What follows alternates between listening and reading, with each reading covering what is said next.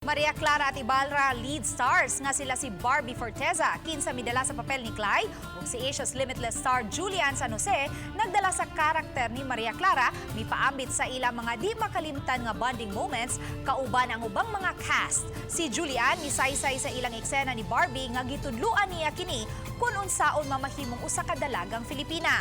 Asoy niya nga nalingaw siya samtang nagtanaw ni Barbie kay daw tuod naglisod gyud kini sa iyang mga gipangtudlo. Si Barbie mitug-an nga usab kadto sa mga memorable nga eksena niya isip si Cly.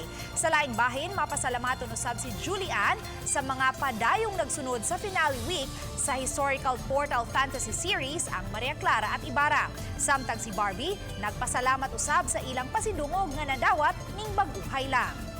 Siyempre, yung GMA Network, yan, sila ang talagang nagbigay sa amin ng opportunity na ito para magkaroon or like maging parte ng isang napakagandang programa, hindi lang to entertain people but also to, alam mo yon, to also inspire them and educate them. Nakakatuwa dahil kinilala po ng Platinum Stallion National Media Awards ang programa naming Maria Clara at Ibarra.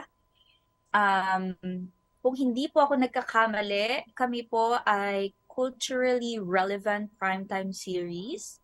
Tama po ba, Miss Anne? At ang primetime drama series po of 2023. Mga kapuso, ayaw si Piata ang matag eksena sa nagkaduol nga pagtakop sa Maria Clara at Ibarra karong alas 8 sa gabi pagkahuman sa 24 oras.